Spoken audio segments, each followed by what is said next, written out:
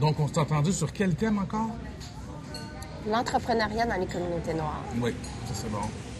Lequel t'aimais, toi? Moi, j'aimais l'engagement social et politique. Oui, ça c'est bon. C'est bon. Moi, j'aimerais aussi qu'on parle de l'exil, l'expatriation. Tu sais que j'aimerais là-dessus Dany Laferrière. Oui. C'est drôle, moi, j'aimerais pas ça en parler avec Boucard Diouf. Ah oui? Hein? Ah, ce serait bon. Ça va. Mais Dany aussi, tu sais, il reparle dans ses livres, son travail. Mais pourquoi on ne sait pas les deux? Bonne idée. Bonne idée. Mais avant ça, on commence avec Noir en région, right? Ça, c'est un incontournable. Super. OK, je m'occupe du café.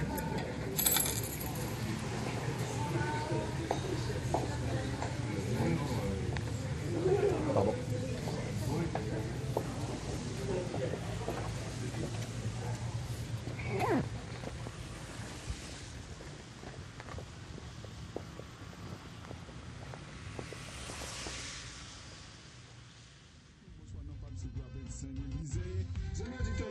Pour moi, le Québec, c'est très favorable. Les gens sont accueillants. Et puis, nous avons le français, l'anglais. Et puis, en ce qui concerne le multiculturalisme, ça marche très bien au Québec. Donc, le Québec, pour moi, c'est une terre d'accueil.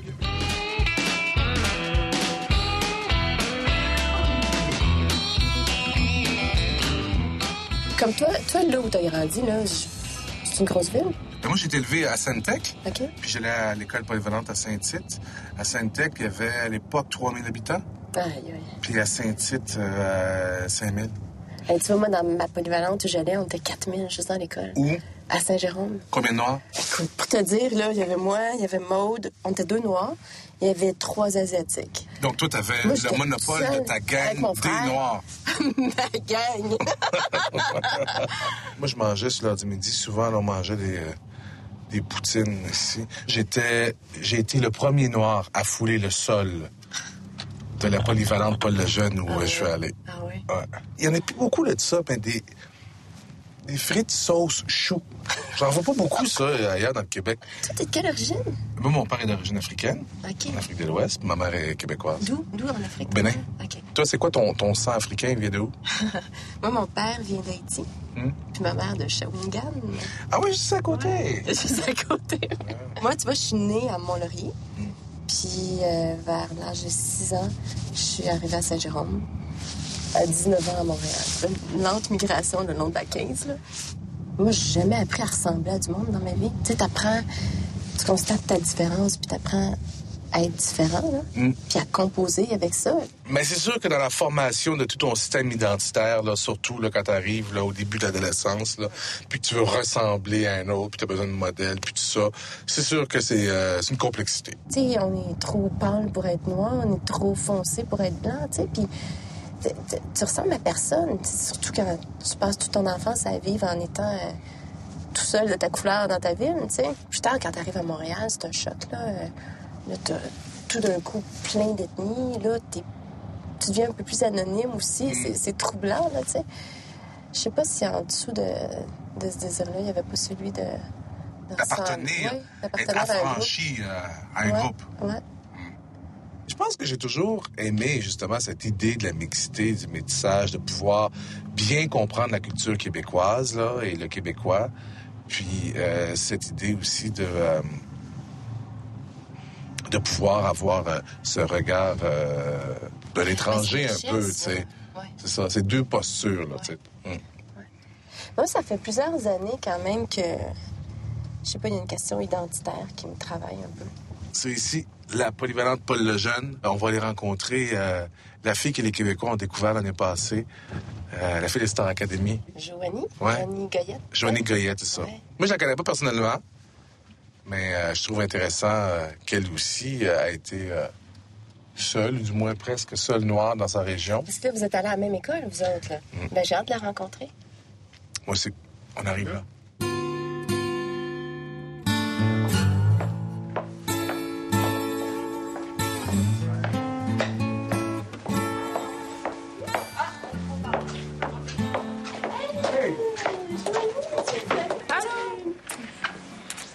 enchanté. Enchanté. Ouais. Ça va bien? Oui, toi? Oui, ça va super Ton bien. école. Oui, exactement. Les souvenirs surgissent, refont surface, j'imagine? Oui, c'est assez spécial. Là, c'est le fun. Là, je viens de voir quelques personnes avec qui mes professeurs. T'as fini quand, toi? 2007. J'ai terminé en Toi, t'étais 2007. ici quand? Moi, j'ai arrêté en 87, ici, en secondaire 4. Après ça, je suis retourné à Montréal. Donc, 20 ans qui Hey, nous séparent, hein, Ah, c'est ça? c'est spécial. Je voyais les photos, là, en entrant. Là, tantôt, Ma toi, case était là-bas, moi, juste là, ici. Ah oui, et moi aussi, t'es là. Mais quand t'étais ici, est-ce qu'il y avait d'autres Noirs ici à l'école? Non, j'étais la noire de Saint-Tite. Ah, OK. Après qu'il y a eu le Noir de Saint-Tite. Exactement. Exactement.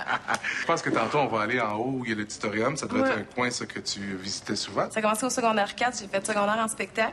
J'ai eu la piqûre. C'est vraiment sur scène que je vis. c'est où l'auditorium? C'est en haut, là. Plus en C'est haut. gros? Ouais. Toi, l'auditorium, c'est quoi ton... Mais moi, en vécu fait, avec c'est pas ça? l'auditorium que je passais le plus de temps. C'était plus dans ce coin-là, c'est au bureau du directeur. Mais ça, c'est pour une prochaine histoire.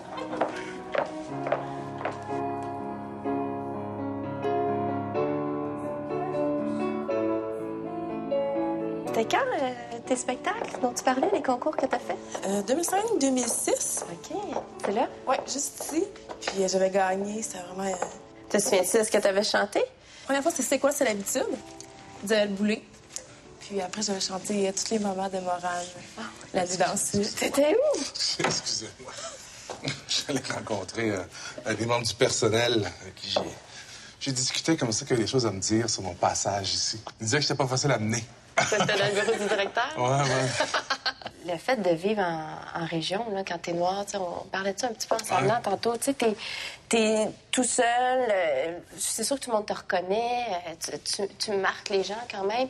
Toi, tu vivais ça comment? Mais moi, je pense que pour ma part, ça a été positif. Exemple, mes parents, ils avaient peur, ils savaient pas trop. Mais toi, t'es adopté? Oui, c'est ça? exactement. Tes parents, ils sont... Québécois. Les deux? Oui. Moi, j'ai super bien vécu ça. Ouais. C'est sûr que on est plus regardés, veut pas, Ouais. on est la seule. Je pense que le fait de justement pas penser que j'étais la seule noire ici a fait en sorte que ça m'a aidée. Je me sentais autant québécoise, exemple, qu'un autre. C'est sûr qu'au premier coup d'œil, ils sont là, surtout les enfants, puis Mais là, ils c'est nous ça, regardent. parce que tu disais être la première noire que plein de gens ont vue, là. Ouais. Surtout les petits, là. Ouais. C'est très drôle de voir l'œil d'un enfant qui te regarde. Et comme Parce que moi, ça, je l'ai pas trop vécu, en fait. Tu sais, parce que moi, un peu comme toi, tu sais, ça peut être confondant, il vient-tu de voyage, petit noir, tu sais. Mais des fois, en marchant avec mon père sur la rue, là, il y avait des situations OK. comme ça. Parce que ton père est foncé. Mon père est plus foncé, oui. OK. C'est toute une différence entre vivre en ville puis vivre Ouais. en région. Je sais pas, ce regard différent-là, il y en a qui peuvent le vivre moins bien.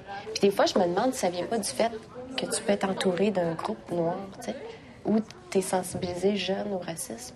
C'est même étrange. J'ai déménagé à Trois-Rivières, puis maintenant, je suis à Montréal. Puis plus que je vais dans les grosses villes, plus je le ressens, ça, que je suis différente que quand j'étais ici à Saint-Tite. Toi, ce contraste-là, l'as-tu vécu aussi? Tu sais, parce que t'as grandi ici aussi. Fait que toi aussi, t'étais le seul. Puis quand t'es arrivé à Montréal, as-tu senti ce changement de regard-là? J'ai senti la même chose que ce dont tu parlais tantôt, parce qu'ici, on me percevait pour ce que j'étais, avec mes forces et faiblesses, mais juste moi, comme personne. Même, j'irais même jusqu'à dire égal à égal avec tout le monde, là, vraiment. Et puis quand je suis arrivé après ça à Saint-Léonard, en secondaire 5, j'ai quitté ici en secondaire 4, en 87. Et là, il y avait beaucoup de gangs, beaucoup d'Haïtiens, beaucoup d'Italiens, beaucoup d'Asiatiques. Et puis là, ben c'est ça, les gens nous jugeaient d'abord et avant tout pour les perceptions qu'ils avaient pour tel ou tel groupe ethnique. Oui, c'est la couleur avant la personne qui... À Montréal, le genre de choc que moi j'ai eu, c'est... Tu sais, quand t'arrives dans ton cours, là, qu'il y a 30 personnes, puis là-dessus, il y a 27 ethnies, t'as un choc quand t'as été juste avec des petits blancs à l'école. Tu sais, t'as le choc de n'importe quel petit blanc qui arrive dans une communauté multiethnique. À la limite, je me demande même si on ne devient pas trop intégré parce que, je sais pas, j'ai quasiment peur du moment où tu vas te retrouver avec une gang de Noirs puis de savoir qu'il va y avoir ce regard-là. Je sais pas. En fait, t'as l'impression, c'est ça, de renier parfois peut-être tes origines, tes racines, parce que tu deviens complètement québécois. Tu peux pas faire l'éloge et ta négritude si t'es tout seul, là, avec ton drapeau tout seul, là. Mais ça, je pense que c'est le propre de notre génération, ceux qui sont nés ici. Tu sais, t'as une peau, tu sais, qui évoque une autre culture, puis la culture dans laquelle t'as grandi est différente de ce que tu portes Une enveloppe, physiquement. d'ailleurs, avec un contenu Ouais. d'ici. Ah, ça crie là-bas. Joanie. Joanie.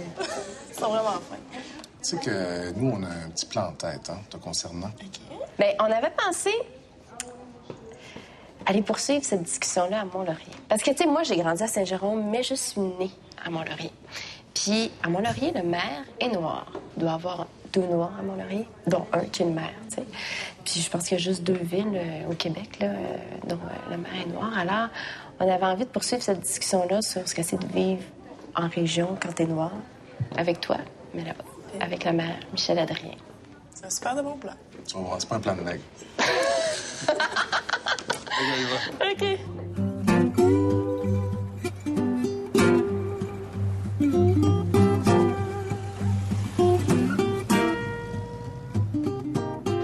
Mont-Laurier, centre-ville de Mont-Laurier. Tu vois, le petit magasin qu'on a vu tantôt, c'est là que j'achetais mes souliers quand j'étais petite. Ah oui? Ça, c'est Ouais. le quartier noir de Mont-Laurier, c'est ça? Fait que moi, je suis née ici. Puis après ça, nous, on a déménagé en Haïti, toute la famille. On est resté là 1 an. J'avais 2 ans et demi. On a habité là 1 an. Ensuite, on est revenu vivre à Mont-Laurier.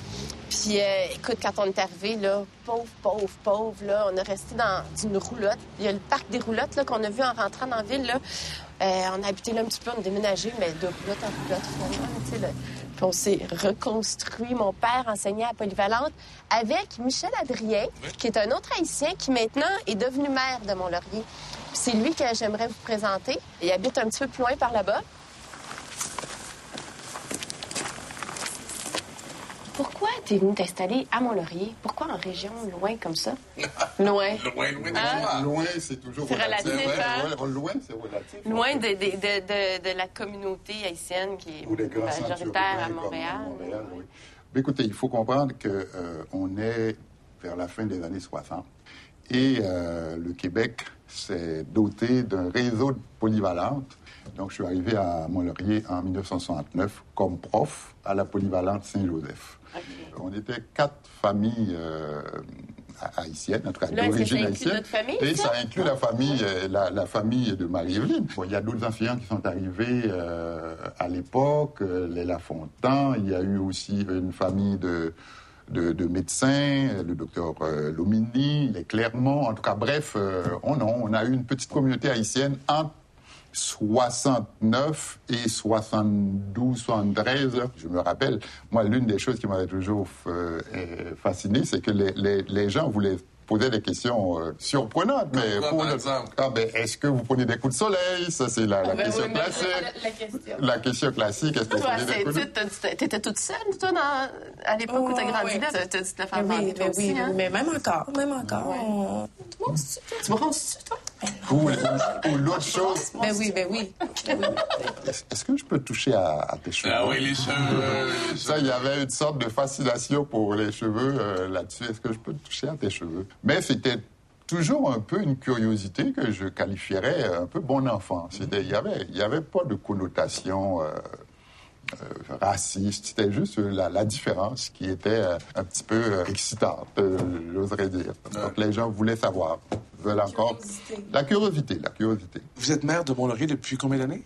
Depuis le début de 2003. Vous n'êtes pas autoproclamé maire, vous avez été élu. Quel est, vous pensez, votre facteur clé de réussite? Ce qui a fait en sorte que les gens vous ont voulu comme maire ici à Mont-Laurier? C'est une question qui est difficile. Je pense que si je suis devenu maire de Mont-Laurier, c'est l'aboutissement d'un long parcours dans plusieurs sphères d'activité où les gens ont appris à me connaître et à découvrir un citoyen engagé au sein de la communauté. Il y a eu ce tremblement de terre en Haïti, puis je sais qu'ici, la communauté, vous ayant comme maire, puis ayant connu d'autres Haïtiens aussi, est assez proche d'Haïti. Hein? J'ai été vraiment bouleversé par ce qui s'est passé en Haïti, bien sûr, mais j'ai été aussi ému. Je peux vous dire que tant à l'Hôtel de Ville qu'ici, là, Des fois, je rentrais, puis le répondeur clignotait, là, il y avait 25, 30, 35 messages. Les gens appelaient pour dire qu'est-ce qu'on peut faire de particulier. On peut donner de l'argent, mais est-ce qu'il y a quelque chose qui peut être fait?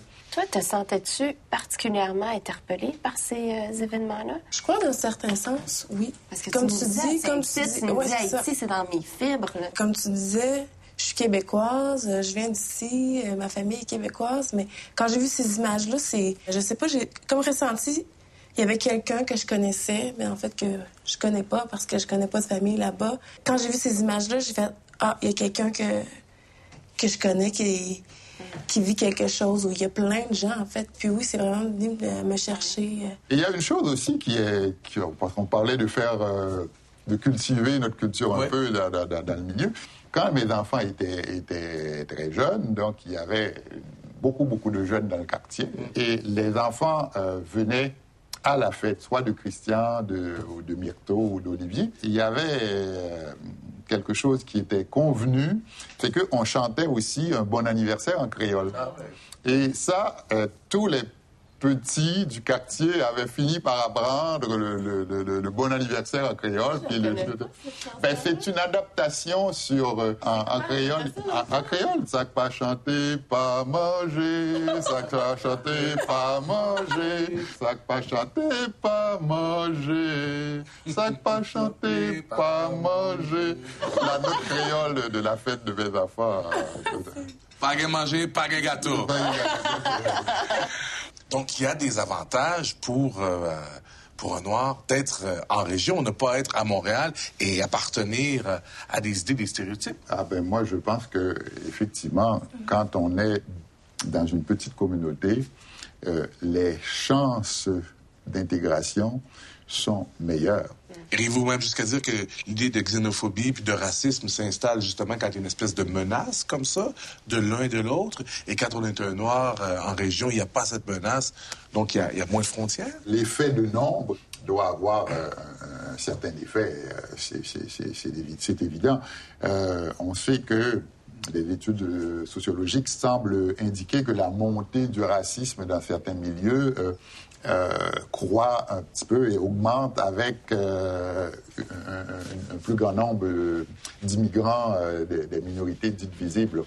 Alors, en région, quand on est un individu, 2, 10, éparpillés dans la masse, on est probablement beaucoup moins perçu comme menaçant.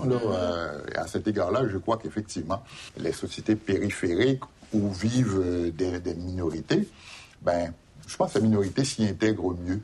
Mais en tout cas, merci d'avoir discuté tout ça avec nous. Hein? Merci beaucoup, M. le maire. Ça a été un plaisir aussi. Merci. Merci. Merci.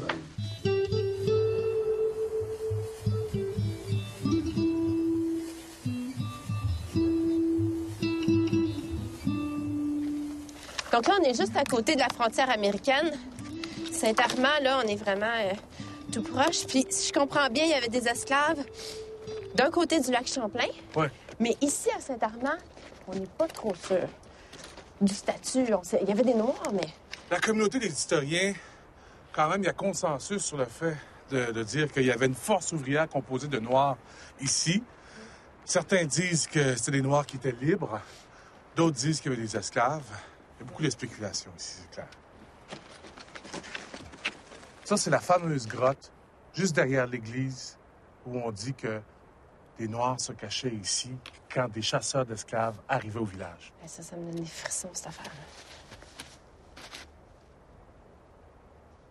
On va-tu voir?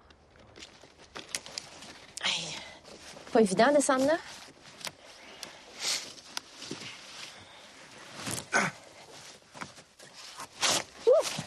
Hein? Oui.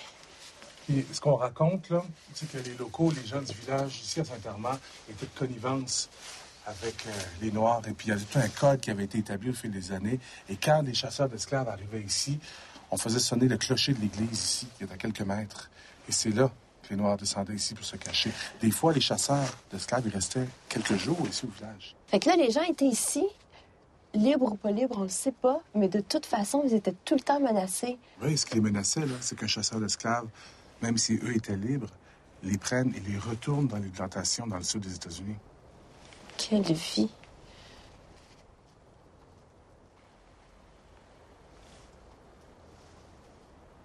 Qu'est-ce qui te trouve? Crème, ça va pas là. C'est du monde, tu sais, puis à cause de ta couleur, tu finis dans un trou de même. Ça n'a pas de sens.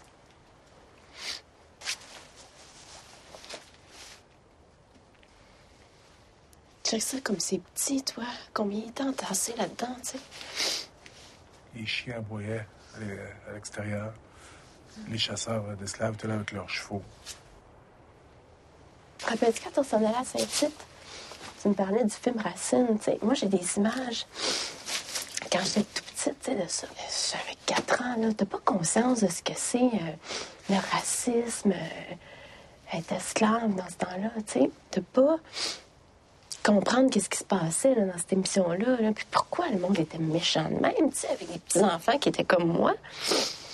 Je peux pas m'empêcher d'avoir ces images-là qui me reviennent quand je vois ça. Tabarouette, c'est au Québec, tu sais.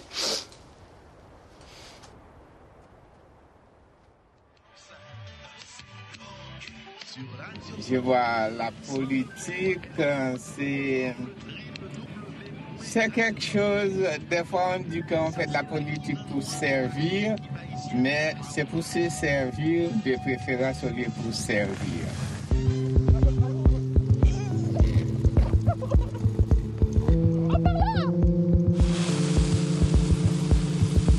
Elle s'en vient, là, je pense. Oh, l'autobus est là, voilà. La connais-tu, toi, Cynthia Nelson? Je la connais pas, j'ai juste... tu m'as envoyé un lien. C'est une amie Facebook, mais je l'ai jamais rencontrée encore.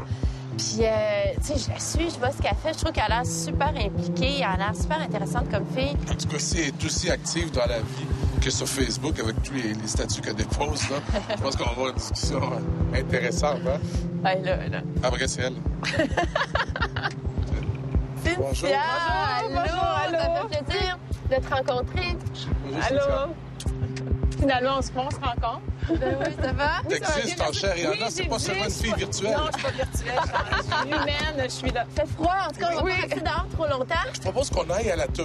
Là-bas, on va aller rencontrer le député de Viau du coin ici, Emmanuel. Tu connais, hein? Je connais. Parce que lui, il a joué un grand rôle là, tu sais, dans le développement de la TAU, puis c'est un homme assez intéressant. Hein?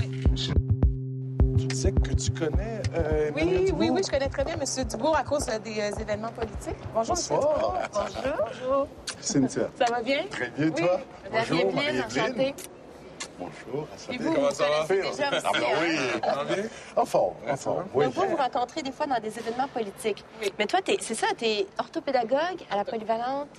Quelque-Seul-la-Vallée, auprès d'élèves en difficulté, en trouble de comportement. Ça fait 8 ans, mais parallèlement, je fais beaucoup de bénévolat et je suis impliquée dans le Parti libéral. Donc, c'est pour ça que je rencontre quelquefois M. Dubourg dans les événements politiques. Mais tu organises aussi toutes sortes d'autres événements qui sont pas forcément politiques. Oui. Je suis impliquée dans ma communauté aussi. Ça fait très longtemps. J'ai commencé par bâtir une ligue de soccer pour la communauté. Donc, ça a vraiment parti. Donc, c'était vraiment populaire. Les gens ont embarqué parce que le soccer, c'est vraiment un sport populaire dans la communauté haïtienne. Donc, ça a pogné juste là, en le faisant. Et ensuite, je m'implique auprès des jeunes. Je fais des activités avec eux. Je fais des programmes. Présentement, je fais un programme de hockey pour eux, de hockey COSOM. Je suis impliquée aussi au niveau communautaire, c'est-à-dire que je rassemble les gens pour des événements, pour des soirées. Comme là, il y a eu le tremblement de terre en Haïti. Donc, j'ai organisé la marche qui a eu lieu à Montréal-Nord. Puis c'est bien aussi, si vous permettez, que ces jeunes-là aient des modèles, je dirais, atteignables. Moi, bon, maintenant, être député à l'Assemblée nationale du Québec, mais j'ai étudié à Louis-Joseph Papineau, j'ai étudié à Henri Bourassa, donc c'est leur milieu, c'est leur environnement, donc ils peuvent réussir aussi. C'est ça qui est important de leur faire savoir et c'est possible. Il faut leur dire que la réussite est atteignable. C'est fait pour eux aussi. C'est pas pour les gens qui ont été à les plus grandes écoles réputées à Montréal. Non. Si tu décides d'être à l'école, si tu décides de venir à tous les jours, c'est ton choix à toi. Puis le reste appartient. Mais il faut les aider. Il faut que la société... C'est un problème de société. Hein. Les activités que Cynthia a fait, par exemple, c'est de les mettre en contact avec des professionnels, des gens qui ont réussi pour dire, voilà, qu'est-ce que j'ai fait. Il y a beaucoup de jeunes dont on ne parle pas parce que je rencontre des gens qui excellent à l'université, que ce soit à la Polytechnique ou ailleurs, Et c'est vraiment des gens, ils sont à l'étude, au point de vue éducation, ces jeunes-là performent. Et en même temps, soit en musique, en danse, on les voit aller. Il y en a beaucoup. Et c'est pour ça que j'ai eu à dire que j'ai pas de crainte pour cette relève-là, mais en même temps, il faut les encadrer. Il faut être présent pour les appuyer dans leurs initiatives. Vous avez fait beaucoup de travail aussi pour la revitalisation de ce quartier, notamment la TOU. Oui. Puis, on parle de modèle. J'ai l'impression, en tout cas, ma perception, c'est que la TOU représente un modèle de réussite pour le quartier aussi. Et ça devient réaliste pour quelqu'un qui grandit, un jeune qui est au coin de la rue Jarry, Saint-Michel-là, de voir la TOU au loin et de dire... Un jour, je vais travailler là, je vais peut-être commencer dans le stationnement, puis après ça, je vais travailler au bistrot, après ça, je serai peut-être organisateur d'événements. C'est vrai, la TOU joue un rôle capital là, dans le quartier Saint-Michel et ils ont toutes sortes d'activités pour intéresser les jeunes. Moi, j'applaudis ça, des trucs comme ça, comme des projets comme ça. Il faut continuer, il faut que la société continue à en mettre. Le gouvernement aussi, il faut qu'il travaille encore pour en faire. Ça nous prend des activités de proximité, être proche des gens pour intervenir. Des fois, on entend dans la communauté, il n'y a pas assez de Noirs qui sont représentés en politique, il n'y a pas assez de Noirs dans là ou là, mais il faut s'impliquer. Il faut aller voir où on peut passer notre message. Le Parti libéral, quand il y a les conseils généraux, il y a surtout au niveau de l'éducation, je me prononce parce que je veux des changements au niveau du taux de décrochage. Donc, il faut s'impliquer, il faut aller de l'avant. Il ne faut pas rester à la maison derrière son ordinateur et dire, les Noirs ne sont pas impliqués, ne sont pas représentatifs. Non, il faut vraiment aller de l'avant. Est-ce que c'est vraiment politique, hein? Ah, ben je souhaite. Pardon? Est-ce que vous allez en politique? Ben oui, petit à petit. Là, je suis dans un petit confort correct. Là, mais la politique, j'aime bien ça. Mais on verra. Est-ce que ça ne devient pas aussi une force pour un gouvernement que d'avoir des communautés culturelles, des Noirs, dans le cas qui nous préoccupe, pour être mieux à même d'interagir même dans ces relations internationales? Dans le cas du séisme, cette catastrophe-là en Haïti, j'ai eu des réunions avec des ministres, incluant le premier ministre, pour leur expliquer c'est quoi la famille haïtienne.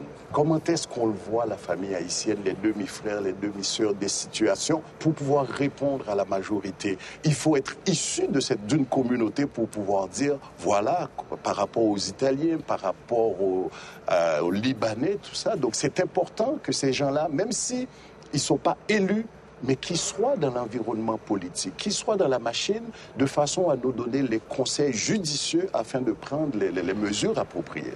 Le mandat que tu t'es donné à titre de bénévole... Le mandat, c'est bon. C'est politique? La mission. La mission que tu t'es donnée, là, de présenter des modèles à la génération qui grandit présentement, c'est une large mission, un large mandat. Hein. Des fois, as-tu l'impression que c'est une goutte dans l'océan? Pour moi, non, c'est pas une goutte. Je pense que le travail qu'on fait maintenant, le travail de montrer des modèles, puis c'est pas juste moi, là, il y en a d'autres aussi qui le font. Il faut continuer, il faut pas dire que, non, c'est tout petit, puis on arrête ici. Non, il faut continuer parce qu'à long terme, ça va avoir des résultats. En tout cas, c'est ce qu'on espère. Là. En tout cas, c'est ce que j'espère. Et tu es soufflé des fois?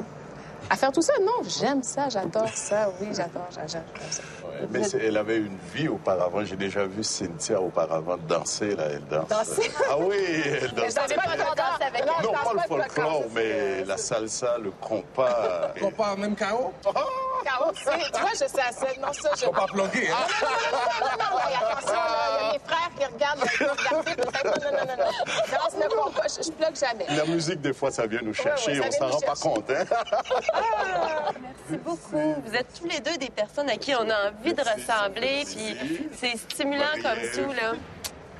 Puis je suis contente de t'avoir rencontré. Moi aussi, en fait. Cynthia, donc nous, on continue à travailler ensemble. Hein? Vous allez me voir encore dans les conseils généraux, ça, c'est sûr.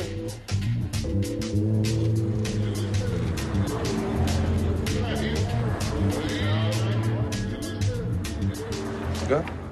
Esclavage. Ah ouais. Dis-moi, qui est ton personnage noir qui t'inspire le plus, toi? Et moi, j'aime bien Jackie Robinson. C'est vrai? Je porte fièrement, pour vrai, là, un T-shirt des Royals en son honneur.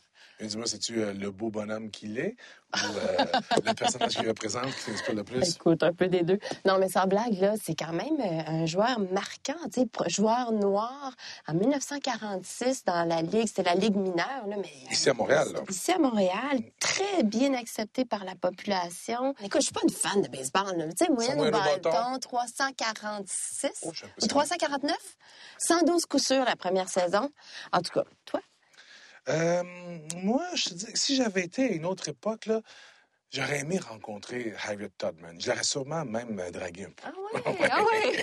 Ça, c'est la femme à la tête du chemin de fer clandestin, c'est oui, ça? Oui, c'est ça, oui. Elle a organisé plusieurs convois, là, plus d'une dizaine de convois d'esclaves du Maryland aller jusqu'ici, au Bas-Canada, parce qu'à l'époque, évidemment, les esclaves et les descendants d'esclaves voulaient arriver au Bas-Canada pour toucher enfin la liberté.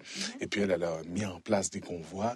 Puis, il y avait tout un code autour, quelque chose de vraiment, tu sais, mystique là, et mystérieux autour du C'est tout caché, ces convois-là. Ben oui, c'est ça. Comme par exemple, il y avait sur des courtes pointes, là, on mettait des flèches qui pointaient vers des étoiles. Puis les gens suivaient comme ça le parcours.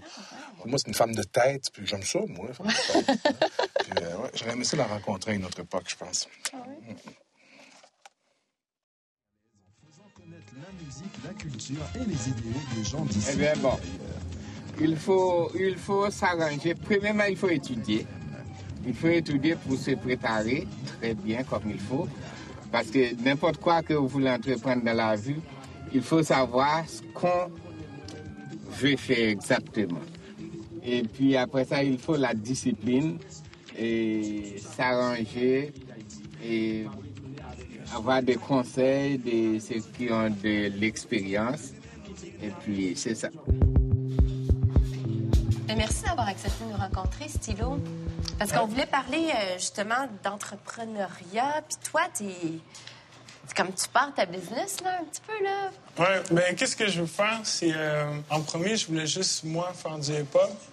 Sauf qu'après, j'ai vu que c'est plus facile de faire toutes les choses qui sont autour sans simplement juste mettre comme des bannières puis s'arrêter à seulement être un artiste.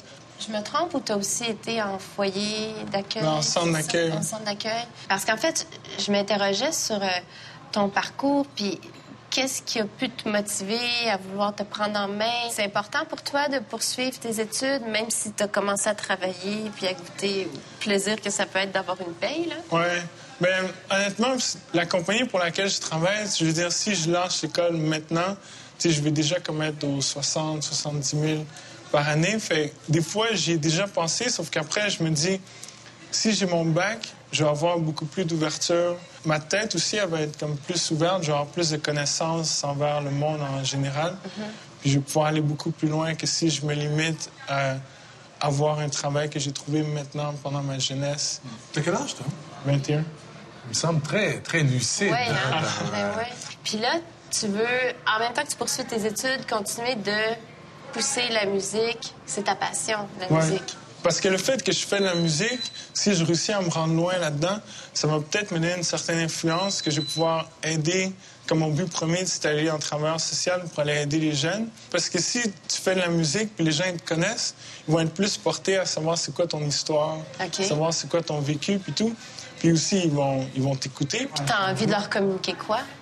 Le chemin par lequel j'ai passé, moi, puis il y a beaucoup de gens qui auraient cru que j'aurais jamais pu me rattraper ou que j'aurais jamais pu me rendre où ce que je suis rendu aujourd'hui, même si je suis pas rendu tellement loin, tu sais, quand on me regarde.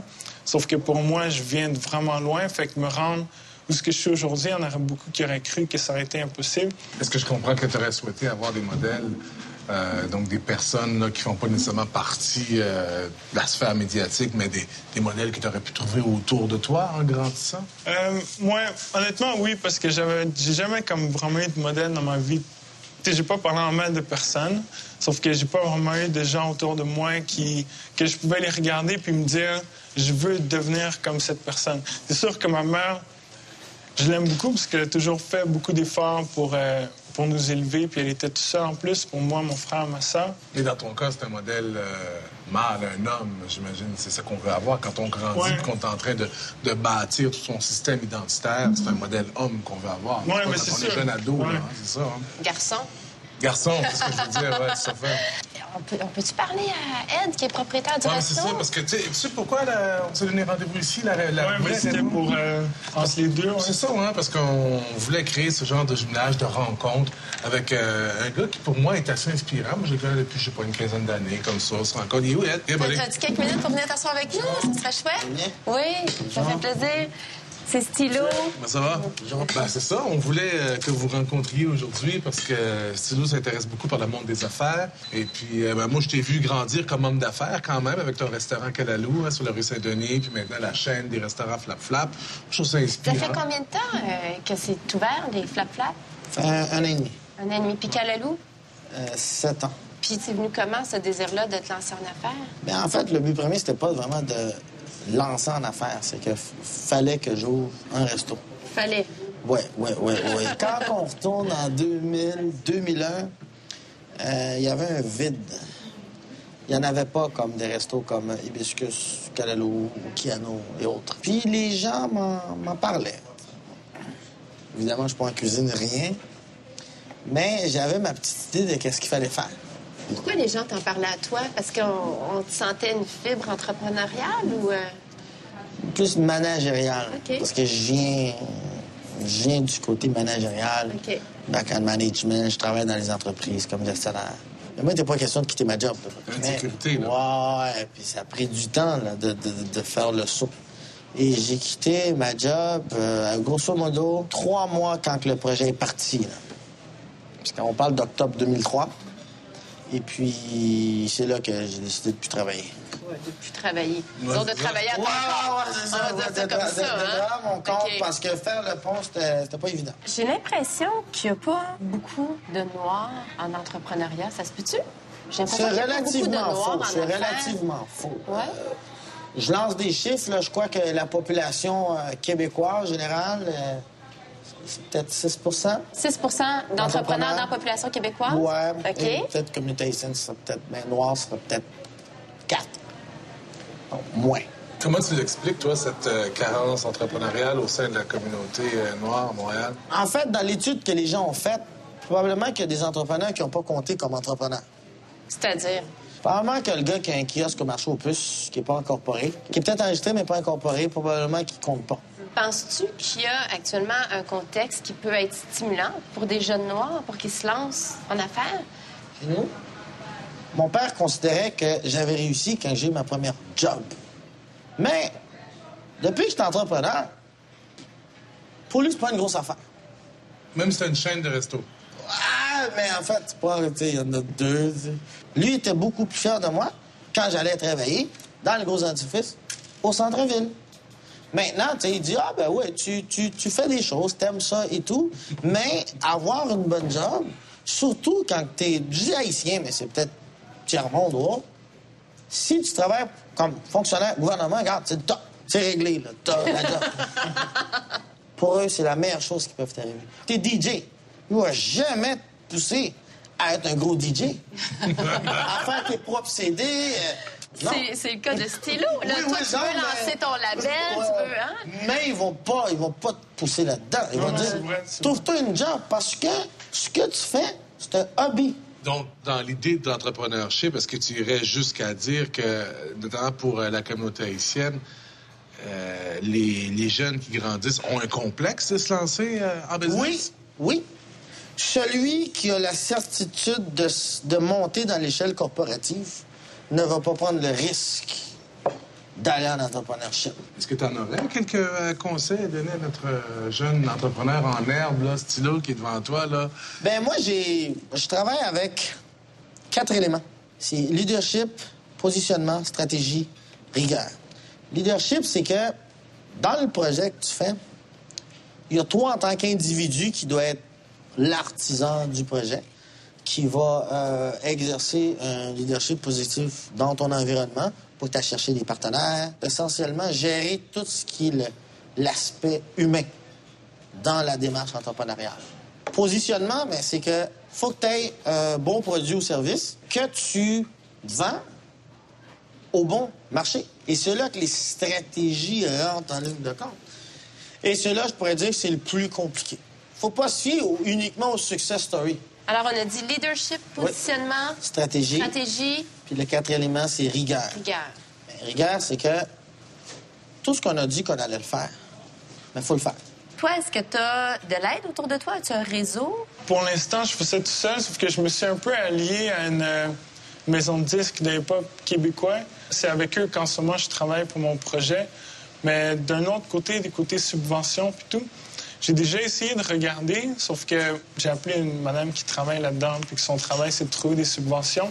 Puis elle m'a dit, si tu es encore à l'école, ça va vraiment être dur pour toi de trouver une subvention, parce que la plupart, c'est pour des gens qui vont plus à l'école. Eux, l'aspect là-dedans, c'est de dire, est-ce que tu te consacres à temps plein à l'entreprise? Pour répondre à ta question, étudiant, là, que beaucoup de portes sont fermées, moi, je vais te laisser ma carte. Oui, moi aussi. J'ai des gens à te référer. Et si tu mets la même rigueur que tu as mis jusqu'à présent, que tu vas mettre dans la démarche qu'ils vont te proposer... Ça a marché, notre idée, hein? Ça marche, hein? C'est bon. Ah oui. Bonne chance à tes projets. Hey, super. Ouais. Merci beaucoup pour tous ces conseils-là. Hein? À bientôt. Merci beaucoup. Bonne chance.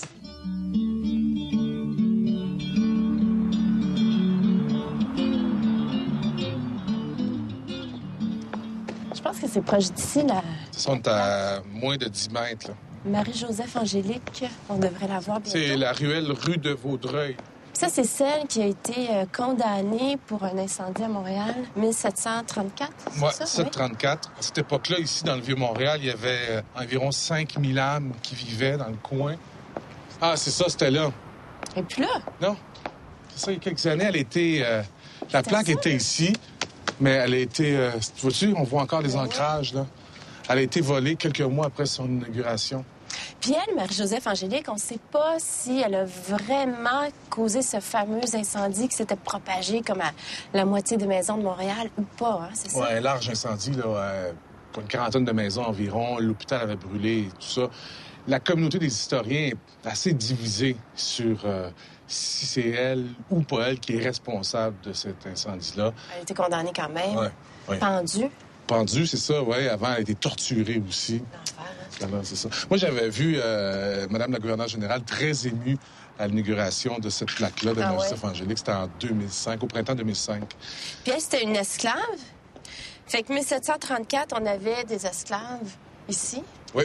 Ça faisait déjà un bout, hein? Je pense que le premier noir qui est arrivé, c'était d'Acosta. Oui, Mathieu d'Acosta, qui était un interprète pour Champlain.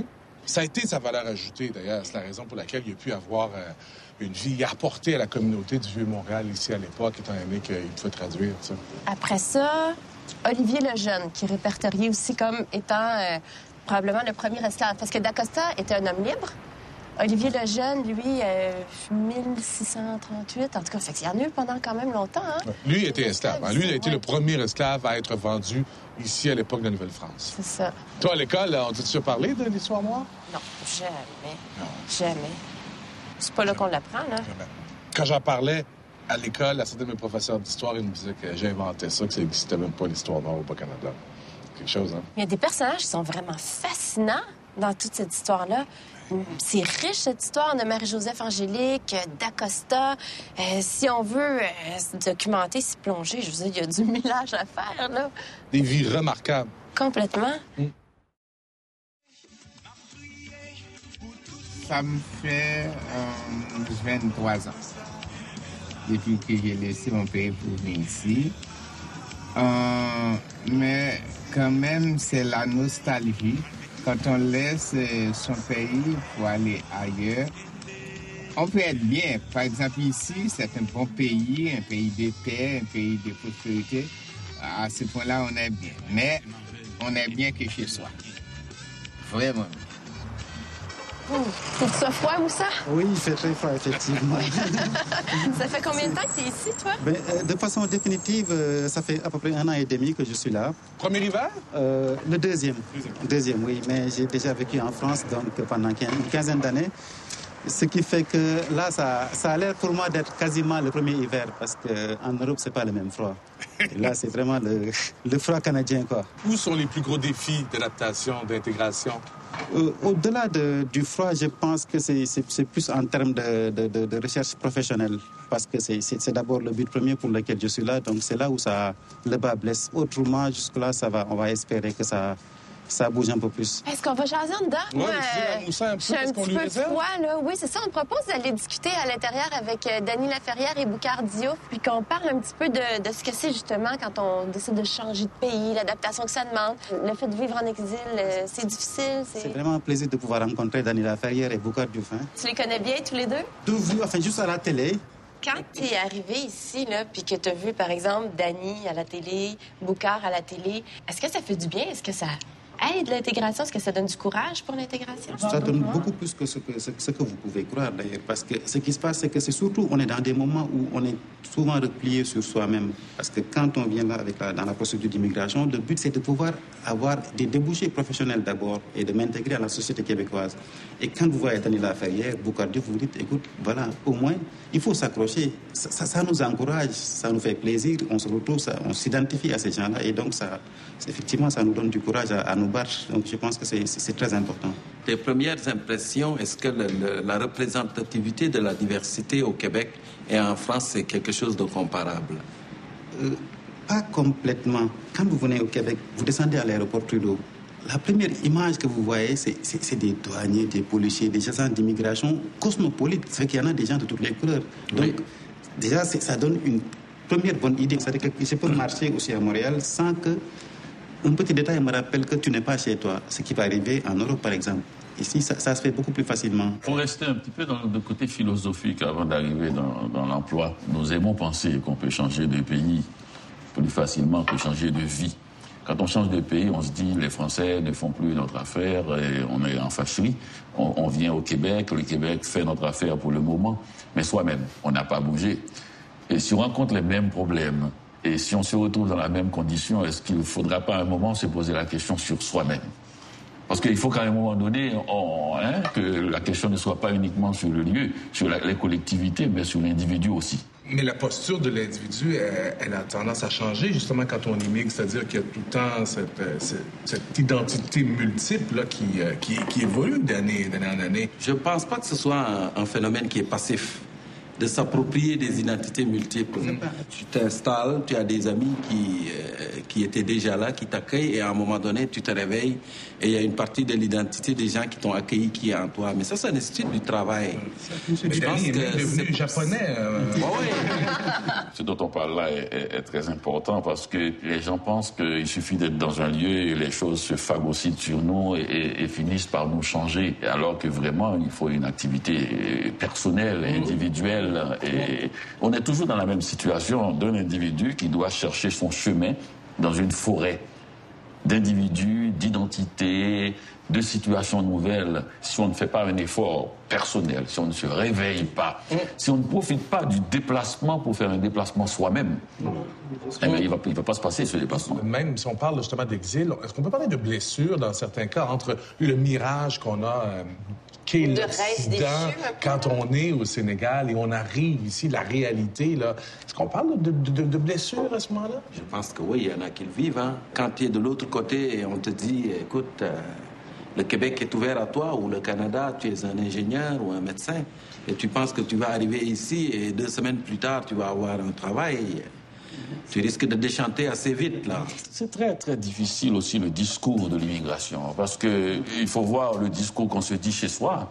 J'ai entendu pire en Haïti. Les gens qui se battent le plus, ce sont ceux qui sont dans la même situation. Ce sont les ouvriers blancs et les ouvriers noirs. C'est ça le problème. Ou les ouvriers immigrants et les gens qui sont nés ici. Et c'est normal que l'ouvrier blanc se croit, disons, agressé quand il voit une immigration lourde arriver. Dans ma petite expérience québécoise, je me suis rendu compte que si tu vas passer une entrevue dans une usine quelconque, et le boss te rencontre et sent chez toi ce besoin de connaître le Québec ou le Canada, dépendant de comment tu vois la chose, il sent en toi juste un tout petit peu, un tout petit peu de l'identité des gens d'ici.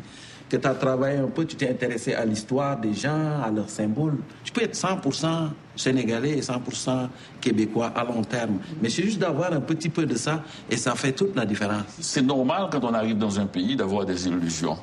Mais je pense que qu'on aime un pays, c'est quand on s'attend à être désillusionné. Chaque fois que quelqu'un perd patience, je dis ce n'est pas ce que j'attendais du Québec. J'ai dit mais le Québec, qu'est-ce qu'il attendait de vous? Donc pour moi, c'est rester dans ces illusions, c'est du mépris. C'est une façon facile de pouvoir juger. Et ce qui est intéressant, plus dans les relations humaines aussi, dans les relations de couple, c'est d'accepter que l'autre ait des failles. C'est vrai que c'est aussi, Québec attend de nous quelque chose, mais nous, on vient comme aussi des gens qui viennent apporter une valeur ajoutée, participer à l'économie, participer... Je suis tellement d'accord avec toi. Dans ce sens-là, c'est vrai qu'il y a des moments où ce qu'on ne comprend pas, c'est qu'il y a des logiques qu'on n'arrive pas à comprendre. Pourquoi avec le désir qu'on a de participer, on est demandeur d'apprendre la culture, qu'on nous laisse la chance de nous exprimer, d'apporter. Pourquoi il y a des réticences? C'est en fait ça le problème. Je ne pense pas qu'il y ait des réticences. Moi, j'ai vécu à Rimouski pendant 15 ans. Rimouski, tu finis par t'approprier l'identité du bas du fleuve et de la Gaspésie, tu n'as pas de choix, il n'y a aucune réticence. Par contre, si tu vas en Gaspésien, le premier jour, et tu es habillé avec ta robe en flanellette africaine, il faut que tu ailles vers lui. Parce que c'est rare qu'il se lève pour venir vers toi. Je parlais d'humilité tantôt, Dani, mais les Québécois, quand ils voient quelqu'un qu'ils ne connaissent pas, généralement, il va dire, qu'est-ce que je vais lui dire? Je ne connais rien sur son... Alors, il faut se lever et y aller. Là, ça fait 1 an et demi que tu es ici. Moi, ça fait 34 ans. Et on est là en train de faire la même discussion. Ça s'appelle de la perte d'énergie. C'est le problème de l'immigration, c'est de vous faire perdre de l'énergie. Moi, j'ai une vision assez pessimiste dans ce sens-là sur l'immigration. Je pense que l'immigration rend médiocre. C'est une énergie que la société québécoise devrait employer ailleurs. Cette énergie-là, de faire en sorte que l'individu, même après 35 ans dans le pays, on lui repose toujours les mêmes questions de départ. Absolument. Et on fait de lui une machine à se plaindre. Et il est toujours en train de sortir des plaintes, il est toujours en train de parler global, c'est-à-dire l'immigration, le pays d'origine, le pays d'accueil, comme si en 35 ans, il n'a pas pu rencontrer des individualités. Cette année, je suis la personnalité de l'année au Québec. C'est le plus haut. Même pour un mégalomane haïtien comme moi, même comme je l'ai dit d'ailleurs, j'ai dit pour un haïtien, on dit bon, ok, ça va, je m'excuse de recevoir ce prix. C'est le plus haut. C'est le plus haut au Québec, personnalité de l'année au Québec. Et je suis en train de faire une discussion comme si j'étais un bleu qui venait d'arriver au Québec, qui doit dire comment il ressent le pays. Et à chaque jour, je dois répondre à des journalistes, et comme je l'ai répondu pour cette émission aussi, écoutez, je ne peux pas retomber dans cette discussion-là. J'ai pas de temps à perdre. Cette énergie-là. Mais ce qu'on veut entendre, c'est surtout exactement ce que vous donnez là, de quelqu'un qui est établi ici depuis longtemps. Mais oui, qui peut faire un contraste et expliquer. Moi aussi, j'ai vécu ça dans mes premières années, mais... Il y a toujours une argumentation pour me faire faire les émissions. On vous aime tellement. Il y a toujours une argumentation. En fait, c'est un cadeau pour Moussa. Voilà, si vous êtes un cadeau pour Moussa. Je le prends comme tel. Toi, tu es né ici. Je suis sûr que tu dois te faire demander, tu viens d'où, là? Oui. C'est ça. Mon fils va se faire demander. Moi aussi, au bout de 35 ans, je parle encore de ça, mais je suis née ici. Oui, mais quand est-ce que Daniel a déjà posé la question? C'est quand est-ce qu'on devient pure laine? C'est ça la question. Et qu'on arrête de nous dire, dans ton pays, là, est-ce que tu t'ennuies de ton pays? Même quand on est dans les médias, ça revient toujours. Moi, je suis océanographe de formation. Personne ne me pose de questions sur l'océanographie, jamais. C'est quoi? Ben non, mais c'est les sciences de la mer, c'est l'enseignement. J'aimerais ça que quelqu'un me dise, qu'est-ce que tu penses de la nouvelle réforme de l'enseignement? À la décharge, il faut dire aussi que les peuples n'ont en général que 3 ou 4 conversations. En général. En Haïti, par exemple, on a eu la dictature. On en a discuté, Duvalier, qui est une personnification, une métaphore de la dictature. Ensuite, on a eu l'après-Duvalier. J'arrive au Québec, c'est l'indépendance. Et une variante de l'indépendance, c'est la langue française. Et l'immigration est arrivée avec 3e conversation au Québec. Oui, la 4e, c'est l'hiver. C'est l'hiver. Quand on regarde, nous, on se sent écrasé d'avoir à répondre aux mêmes questions. Mais les sociétés n'ont pas plus que 3 ou 4 conversations. C'est effrayant quand même. On est piégé entre la question des origines et la question du pays d'accueil. L'immigrant n'a que ces deux pôles. Quand quelqu'un me dit, si vous n'êtes pas content ici, pourquoi vous ne retournez pas chez vous? J'ai dit, non, vous pouvez me dire de ne pas rester ici, mais vous ne pouvez pas me dire où aller. Rien ne dit que si je dois retourner, c'est chez moi. Ça dépendra de mon billet d'avion. Et je pense que la table, qui est la composition de la table, dit bien la situation. Et c'est-à-dire, il y a une condition générale, même si lui, ça fait 1 an et demi qu'il est ici, moi, à 35 ans, elle est née ici. Et on se retrouve toujours autour d'une table à discuter de cela. Et chaque fois que les gens m'appellent et me disent « Dany, tu es un modèle pour les Haïtiens, tu devrais venir dans les écoles haïtiennes pour parler », j'ai dit « Vous n'êtes pas obligé de prendre un Noir ou un Haïtien comme modèle pour les Haïtiens. Vous pouvez, au contraire, l'idéal, ce serait d'appeler un Italien, un Rimousquois, pour faire modèle pour les Haïtiens et d'envoyer un Haïtien comme modèle pour les jeunes à Rimouski, à Gaspé. Moi, mes modèles comme écrivains, ils ne sont pas noirs. Bon, alors, c'est Hemingway, c'est Bukowski, c'est Tanizaki, c'est Borges. Il n'y a rien de pire que de se regarder dans le miroir, de se voir et de s'aimer dans le miroir. Il faut voir autre chose. Donc, je le dis publiquement, ne m'appelez pas quand il y a 10 Noirs réunis pour que je sois leur modèle. Appelez Rimousquois et appelez-moi si vous voulez que je sois un modèle pour les Juifs, pour les Palestiniens et autres. Diversifions. Il est complètement en détresse. Il déteste parler de la question d'immigration. Je pense que vous ne le savez pas, mais vous changez quand même la vie des gens. On vous laisse aller, on sait que vous êtes en retard. Merci. C'était un plaisir. Merci. Mon pays, ce n'est pas un pays. Oh, la neige a neigé. Ici, la glace. Ici, la gloire passe par la glace. Exactement. C'est toi qui l'as dit, ça.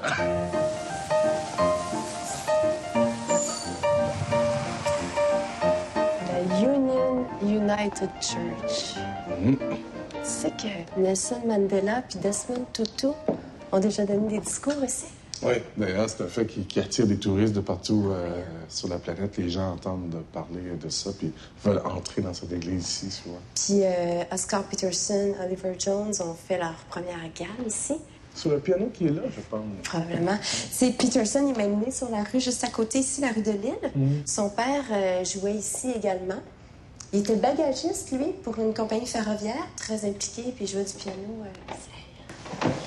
Je te parle de bagagiste, porteur. Tu sais que c'est un métier qui a été très, très important pour les premières communautés noires ici. Hein. Pourquoi? Ben, en fait, c'est parce que si on recule, par exemple, au début du 19e siècle, il y avait le développement de l'industrie ferroviaire. Et puis, à ce moment-là, on cherchait une main-d'œuvre à bon marché. Et les Noirs ont répondu à l'appel à ce moment-là. C'est tout un quartier là, qui s'est dessiné, qui s'est construit autour d'une activité économique. C'est-tu joué? Ben oui, c'est moi qui ai montré à Oscar Peterson. Hein.